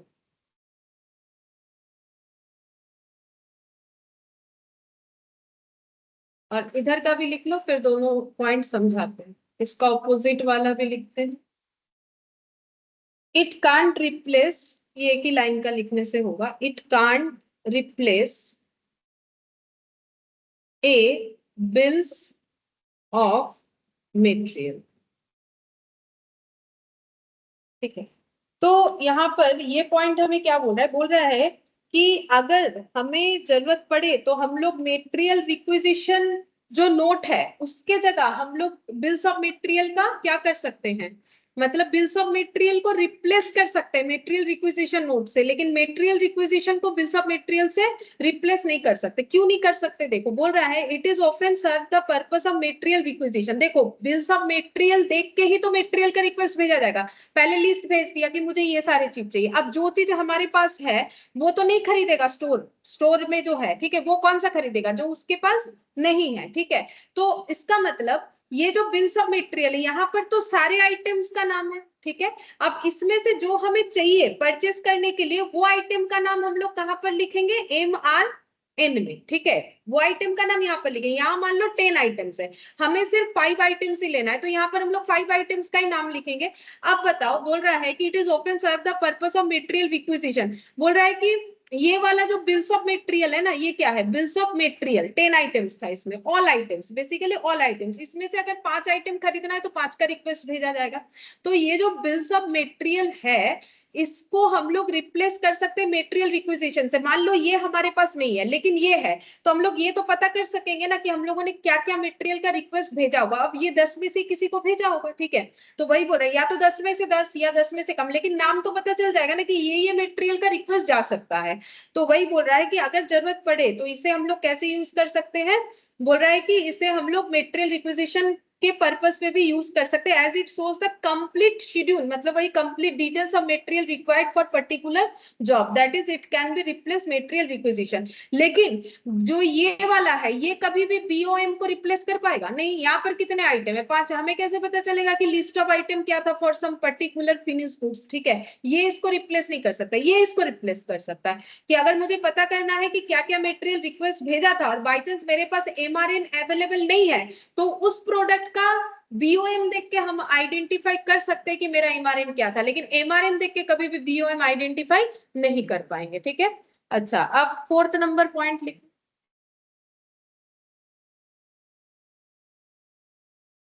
It can be used for purpose of quotation. It can be used for purpose of quotation.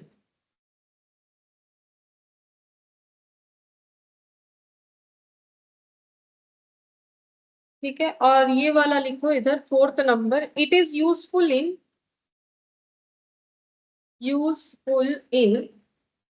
arriving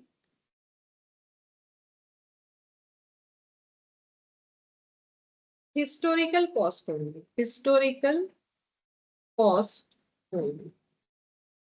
ठीक है, तो देखिए bills of material जो है ये हम लोग quotation purpose पे यूज कर सकते हैं, मतलब हमें जो भी आइटम्स चाहिए, ठीक है, उसके लिए हम लोग क्या कर सकते हैं, कैसे करके मटेरियल खरीदा जाता है, टेंडर बुलाया जाता है। तो टेंडर बुलाएंगे तो हर एक आइटम का कोटेशन आइडेंटिफाई कर पाए। तो अगर मुझे कोटेशन प्राइस पता करना है मेरे मटेरियल का, तो मुझे क्या यूज करना पड़ेगा? बिल्स ऑफ मटेरियल, इसको यूज कर सकते हैं। लेकिन ये जो MRN है ये हमें सिर्फ हिस्टोरिकल कॉस्ट बताने में हेल्प करता है। हिस्टोरिकल कॉस्ट क्या होता है? जब हम लोगों ने बेसिक कॉस्ट का क्लास किया था वहां पर ये वाला पढ़ा था, हिस्टोरिकल कॉस्ट पढ़ा था, उसके बाद फ्यूचर कॉस्ट, ऐसे करके एक्चुअल कॉस्ट। तो हिस्टोरिकल कॉस्ट का मतलब है जो ऑलरेडी हम लोग खर्चा कर चुके हैं, तो हमें पता चलेगा कि प्रीवियसली ये सेम मटेरियल हम लोगों ने कितने प्राइस में खरीदा था। ठीक है, अच्छा, अब 5th नंबर लिखो, it helps in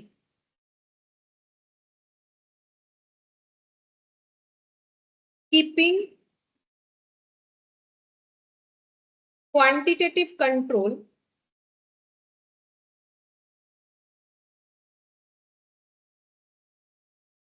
on material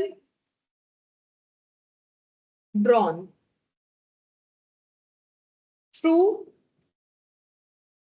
through material requisition.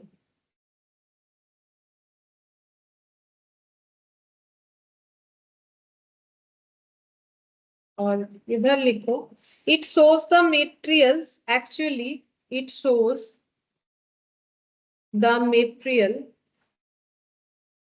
actually drawn from source. ठीक है, तो देखो मेटेरियल रिक्विजिशन देख के हमें पता चलेगा कि एक्चुअली हम लोगों ने स्टोर से कौन सा मेटेरियल ड्रॉ किया था, वही चीज बोला है। ठीक है, ये हमें क्या दिखाता है कि हम लोगों ने स्टोर से कौन सा वाला मेटेरियल ड्रॉ किया, क्योंकि वही तो रिक्वेस्ट नंबर था।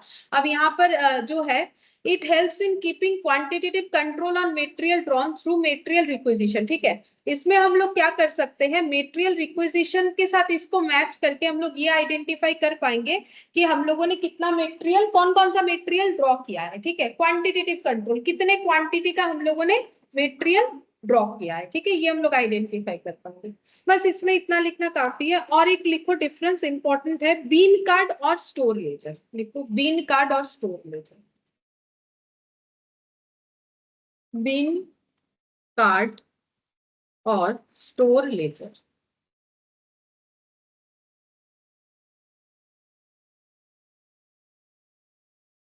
अच्छा, बीन कार्ड क्या होता है, देखो अगर तुम लोग कभी मेडिसिन खरीदने जाओगे तो देखोगे मेडिसिन कैसे रहता है, मतलब उन लोग का जो फर्निश्ड किया हुआ रहता है चारों तरफ, वहां पर क्या आता है, हर एक कंटेनर में ना अलग अलग मेडिसिन रहता है। वो लोग ऐसा थोड़ी कि ढूंढते रहते कहाँ पर कौन सा मेडिसिन रखा है, उनको पता होता है। ठीक है, और वो भी कंटेनर एक जैसा भी अगर देखने में होगा वो बता देंगे कहाँ पर है। तो कैसे देखते हैं, वहां लिखा हुआ रहता है, वो कंटेनर के ऊपर बीन कार्ड लगा के रखते हैं। ठीक है, बीन कार्ड में क्या रहता है, कितना मेडिसिन है इसके अंदर, कौन सा वाला है, कितने रुपए वाला है, और कितना उसमें से खाली हुआ, वो तो देखो कंप्यूटर में रिकॉर्ड करते रहते हैं। वो बीन कार्ड इसमें भी रहता है, ठीक है, कंप्यूटर में, और उस पे भी लगा हुआ रहता है, जिसको देख के वो आइडेंटिफाई करते हैं, जो मेडिसिन चाहिए वो वाला डब्बा निकाल के मेडिसिन दे, वो क्या होता है, बीन कार्ड होता है। ठीक है, तो बीन कार्ड का मतलब स्टोर, मतलब और गोडाउन में अगर कुछ रहा तो वो क्या हो जाएगा, स्टोर में जो है वो स्टोर लेजर। ठीक है, बीन कार्ड मतलब शॉप में हम लोग जो कार्ड रख रहे हैं, जिससे हम लोग डिटेल्स, जैसे कि मेडिकल शॉप में ये देखने को मिलता है बीन कार्ड वाला सिस्टम। तो लिखो it is maintained by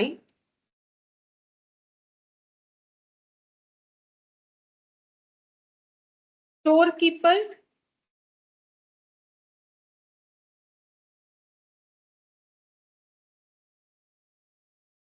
और ये वाला लिखो, ये स्टोर कीपर ही मेंटेन करेंगे, मतलब जो मेडिकल स्टोर में जो है, ठीक है, उनको स्टोर कीपर बोल रहे। It is maintained by store keeper. और ये लिखो it is maintained by cost accounting operator, मतलब जो कंप्यूटर में एंट्री कर रहा है।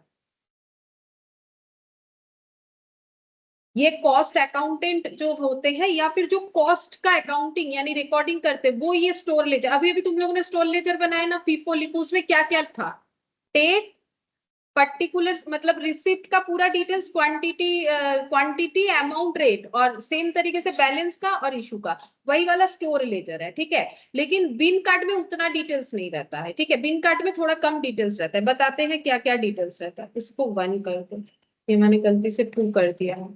फिर सेकेंड लिखो इट कंटेन्स ओनली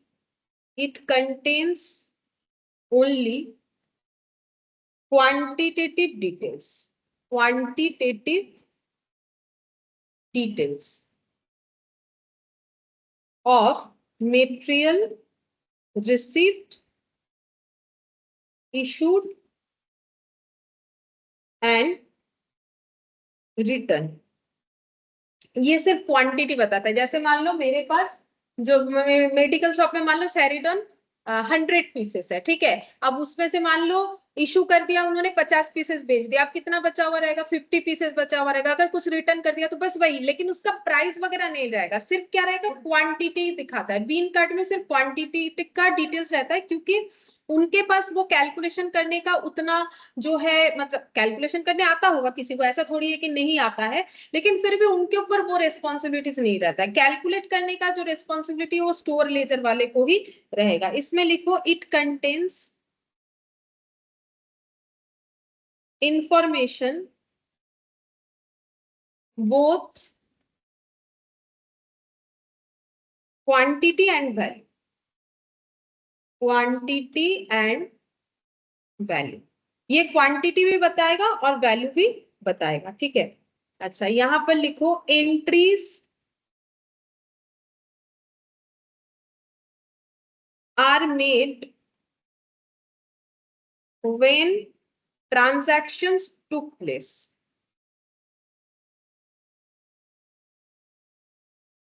जैसे मान लो किसी ने 5 पीस कुछ मेडिसिन खरीद लिया, ठीक है, फिर वो लोग क्या करेंगे, उसमें अपडेट कर लेंगे कि यहाँ से 5 पीस मेडिसिन आउट हो गया है, ठीक है। तो जब भी ट्रांजैक्शन होगा तब एंट्री ये लोग कर लेते हैं, ठीक है। और ये लिखो इट इज ऑलवेज पोस्टेड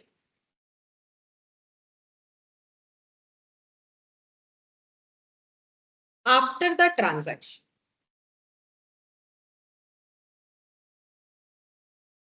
ये जो है साथ ही साथ नहीं होता है, ठीक है। जैसे मान लो पूरे एक दिन में जो भी पूरा ट्रांजैक्शंस हो गया उसका डिटेल्स दे दिया जाता है, फिर अकाउंटेंट उसको क्या करता है, अपडेट करता है। आफ्टर ट्रांजैक्शन इसको हम लोग रिकॉर्ड करते हैं। ये लेकिन ट्रांजैक्शन जब टुक प्लेस हुआ तभी देखोगे उन लोग तुरंत एंट्री करते हैं, ये वाला इतना खत्म हो गया, अब इतना खरीदना पड़ेगा, ठीक है। लेकिन जो स्टोर लेजर बना रहा है उसको तुरंत नहीं, उसको पूरा वो डिटेल्स दे दिया जाएगा सारे दिन का, जो ये बिन कार्ड में रिकॉर्ड हो रहा है, फिर वो बिन कार्ड देख के अपना क्या बना लेंगे, स्टोर लेजर बना लेंगे, ठीक है। अब यहाँ पर 4th number, each transaction is individually posted। ये वाला इधर साइड में, each transactions is individually posted।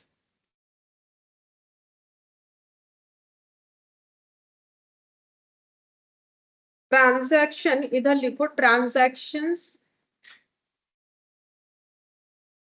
may be summarized and then placed।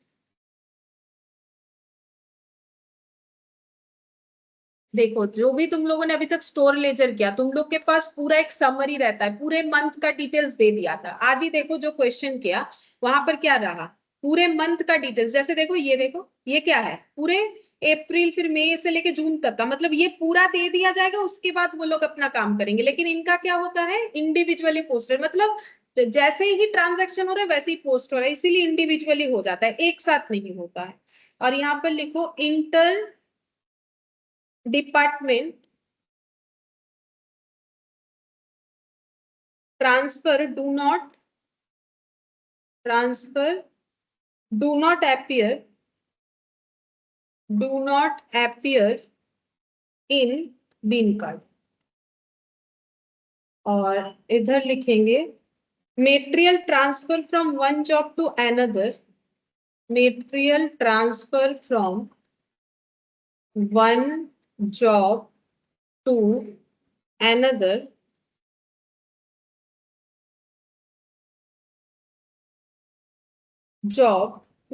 job are recorded for costing purpose।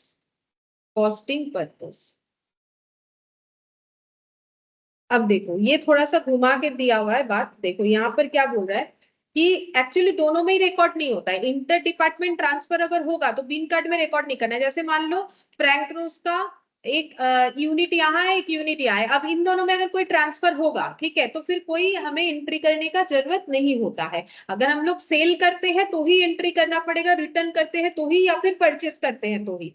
और यहाँ पर भी बोल रहा है देखो मेटेरियल ट्रांसफर एक जॉब से दूसरे जॉब में होता है, तो हम लोग स्टोर लेजर में थोड़ी ना एंट्री करते, नहीं करते हैं। हम लोगों ने किया था ना प्रैक्टिकल क्वेश्चन, यहाँ भी नहीं करते। लेकिन बोल रहा है कॉस्टिंग पर्पस पे, ये भी मैंने तब बताया था नहीं कर रहे। लेकिन जब जिस जॉब में जो जॉब परफॉर्म हो रहा है उस जॉब में जब रॉ मटेरियल का काउंटिंग करेंगे तब तो उसका कॉस्टिंग करना पड़ेगा। तो बेसिकली ये लेकिन एक सिमिलरिटीज है ना, तो इसमें इंटर डिपार्टमेंटल ट्रांसफर रिकॉर्ड होता है ना तो इसमें होता है। लेकिन जो भी पर्टिकुलर जॉब के लिए वो ट्रांसफर हुआ है उसके लिए तो वो रिकॉर्ड होता है, ठीक है।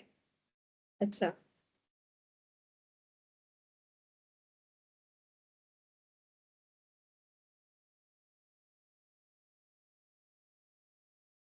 बस इसमें हो गया है। बस एक बाकी है परपेचुअल इन्वेंट्री, लेकिन वो थोड़ा बड़ा है, अभी कंप्लीट नहीं कर पाएंगे हम लोग। तो ठीक है, एक काम करेंगे, नेक्स्ट क्लास में कर लेंगे, परपेचुअल इन्वेंट्री लिखवा देंगे। फिजिकल स्टॉक और परपेचुअल इन्वेंट्री का डिफरेंस, वो थोड़ा ज्यादा टाइम नहीं लगेगा समझाने में, थोड़ा सा लिखने में जो टाइम लगेगा, और हम लोग जो है लेबर स्टार्ट कर लेंगे, ठीक है। तो ये नेक्स्ट दिन ही कर लेंगे, अभी एक साथ इतना लिख भी नहीं पाऊंगी। ठीक है, फिर आज इतना ही कर